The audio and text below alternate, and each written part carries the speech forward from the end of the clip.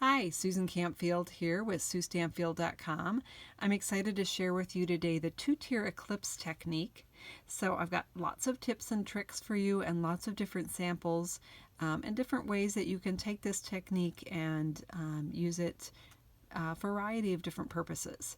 So you do not need to use letters for this technique.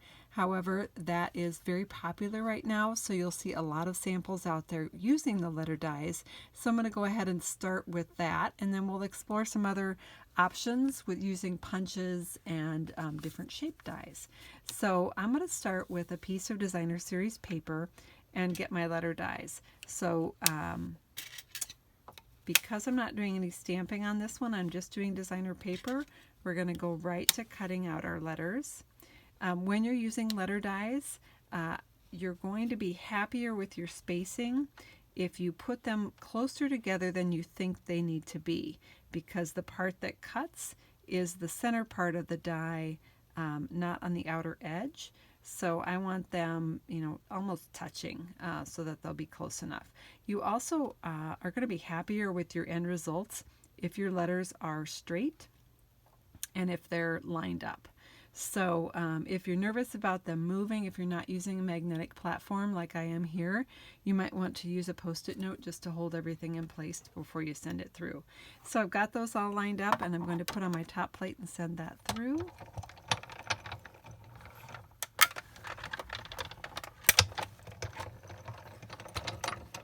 Okay, so I've got my letters cut out here, and I'm just going to set the Big Shot aside for now,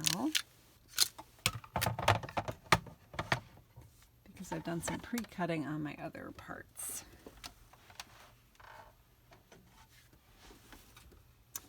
Okay, so I also cut out, let's go back to this. Okay, so I'm going to take my dies off. I want to save the U, I want to save the O, and I want to save the middle of the O. If you're cutting a letter that has a middle, for instance, like the letter B or P or R, make sure you save that middle portion.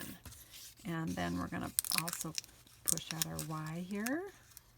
When you're dealing with designer paper, be really careful. Sometimes it can stick in your dies and might rip, so you want to be a little cautious with that. So I've got my U and I've got my letters cut out. As you can see, it's almost like a camouflage technique. There's some other things you can do with letter dies where you put a contrasting paper on the letters, and that's a really cool look, but it's not what we would call Eclipse. Eclipse is where it's basically a tone on tone or the same on top of the other, and then you just have a little bit of a shadow effect around the letters. So let's talk about that shadow effect. To get the most prominent shadow effect, it's really helpful to cut out another set of letters. Typically I do 2 sets. So what I've done here is I've cut out the letters YOU again in navy, and then I have another set in navy. And what I'm going to do is adhere these together and attach them to my pattern paper. And to do that, I like to use liquid glue. So I'm just going to slide over onto my paper here so I don't get liquid glue all over my work surface.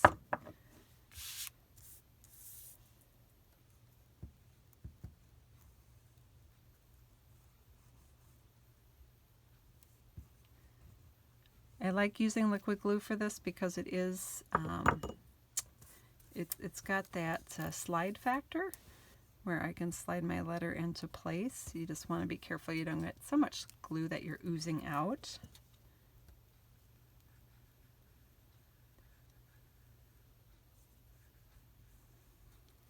And now we're going to take our pattern paper Y and stick that on top. So I've got 2 navy cardstock pieces and then the one in the pattern paper.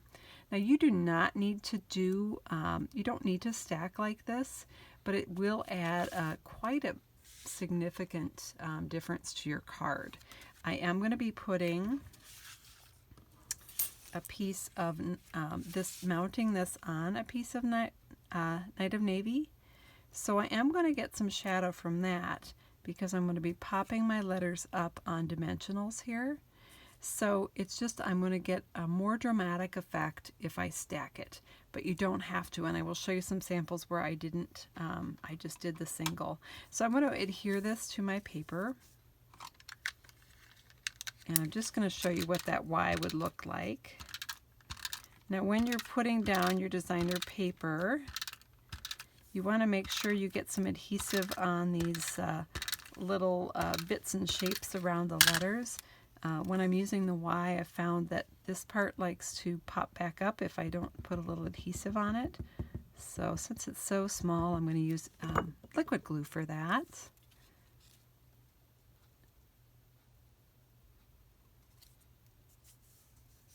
And then we'll stick that down.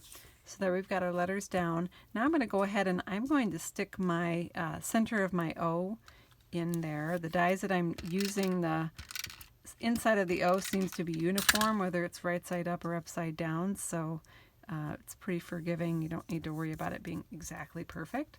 So I have seen cards where they pop up the center of the O. Personally, that's not my favorite because you want the letters to pop out. And so if you raise that inner part of the O, I think it makes it a little hard to see the O. So that it's personal preference. I prefer to stick it down. So then you're just going to take your adhesive. You can use foam strips, or these little mini dimensionals are just about the perfect size to stick on the back of your letters. And for the skinnier bits of your letter, you might want to use cut one of these in half and use a half a mini dimensional, like that.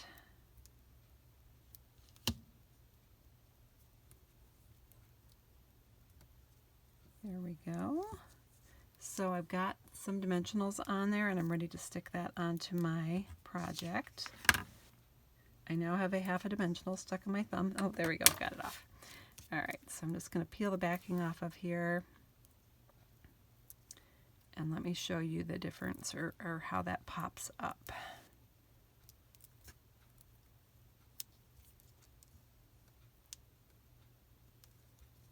There we go. So that is the two-tier eclipse. So you've now got two layers or two tiers, and the eclipse would be the shadow of the navy that's showing through both in the base and also on the side of the letter because we stack some letters behind. So that's the basics on the two-tier eclipse technique. Here's what the inside of this card looks like. Now let's look at some other ways to do this, and that would be stamping. So there's lots of probably the most common that I've seen for the two-tier eclipse is using the letter dies and doing some stamping. So for this one, there's two different ways that you can do the stamping. You can stamp first and then cut, or you can cut first and then stamp. What are the differences or the advantages to one or the other? If you are wanting your images to be in a certain spot, like you want certain parts of the letters covered, then you're going to want to stamp after you cut. If you don't really care and it's kind of an all-over pattern, you can go ahead and stamp first and then cut. I would just say be very cautious that your letters are straight and even, and that you're not like smushing them over to one side to try to get them lined up with the stamped image, because you'll be able to tell. You'll be able to tell that that's what you did. So you'll be happier with the results if your letters are straight and even, unlike mine here that kind of go up. But that's another, I did this one in a hurry, so sorry about that. But this is what you would do to do your stamping secondary. And you would take your letters after cutting them, so cut your letters out first, and then basically you would stick them back in to the negative space and do your stamping. Personally, I like to put a Post-it note behind, because if you're using a really sticky ink, when you lift up that stamp, that's all inky. Most likely those paper pieces are going to stick to it and they'll be falling in the ink and getting all over. So I like to just put a Post-it note on the back, sticky side up. These are black Post-it notes. And then stick my letters back in. That way I just know that they're going to be completely in the negative space and nice and flat and ready for me to stamp on. And then this way I can position my stamped images wherever I want them. If I have specific needs for my design, for my card, I can put them right where I want them. So if it doesn't matter, then you can stamp it first and then punch it out or cut out the dies. So let me show you the difference here of stacking versus not stacking. So this one I've stacked behind. So I've got 2 J's, 2 O's, and 2 Y's out of red cardstock, and they're glued behind the letters. This one I don't have anything. So it does add more dimension to put it behind, but it still is, it's still a nice card, a nice technique, even if you don't stack. It's just they pop out a little bit more if you stack behind. So let's look at some other options.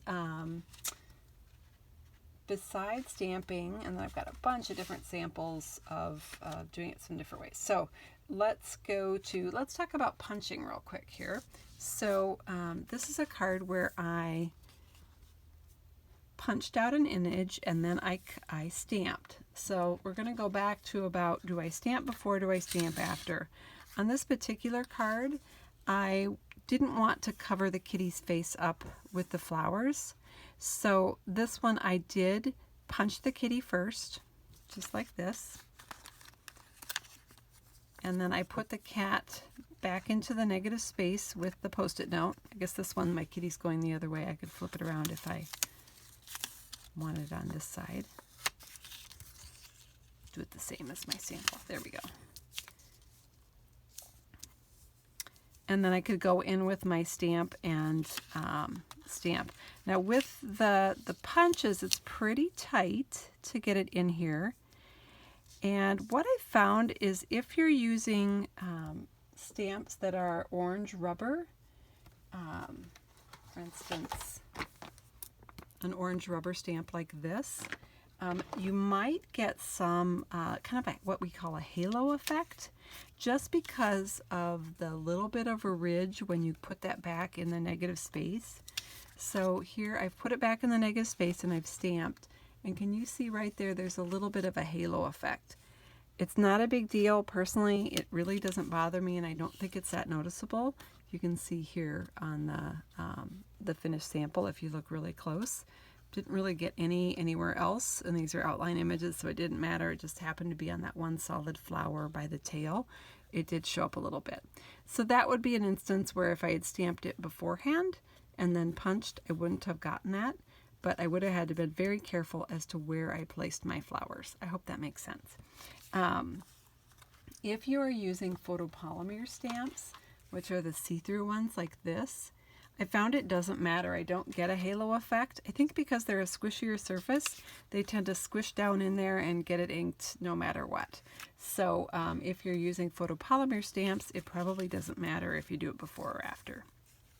And then you would just, again, pop up your kitty, and I punched out 2 Night of Navy cats and adhere those to the back of the kitty for this one. So there's an example of using a punch instead of a die and using a shape instead of letters. And so I have another shaped one here. This one, again, navy and white. I love navy and white. This one with the star, and then I cut 2 navy stars out. They're mounted behind, and I stamped the spray of stars across. So just a very simple Christmas card. And then the other samples I have for you are letters. And I just want to jump back to the beginning when I was talking about spacing the letters. This is the first card I did. I've got a little Wink of Stella on here. And can you see how the YOU are spaced a little bit farther apart than I probably would have? It just, I was going off the outside edge of the die when I lined them up. And after cutting it, I realized, oh, okay, I need to put them together. Now this one I did stamp after I cut, because I wanted a leaf coming in on each letter, and I wanted to make sure I hit it, and I was being very picky on where I wanted my leaves to fall. So on this one I did stamp first, but it was a photopolymer set, so it did not leave any sort of halo to speak of. And then I did it in fall colors and even in some spring colors. I do like using the word you a lot. I like 3-letter words. I typically like 3-letter words that don't have any double letters, so that I can, it's just faster. I don't have to cut multiple of the same letter. So, so that's that one. Here's another one again with you. It pairs up really well with, you know, celebrate you and thank you and just for you and all of those different greetings. So, and then I've got this one, which again I did do doubles on the letters, just because I wanted a Halloween card, and Boo, whoops, I got a little mini dimensional wrapper on there. Boo fit really well on the card. So here's the inside of this one, and that is the 2-tier Eclipse. So thank you so much for joining me today. Give this card a try. It's really fun to do. And again, you don't have to use letter dies. You can certainly use a shaped punch, or I'd just love to see your creativity and have a lot of fun with this one. Bye-bye.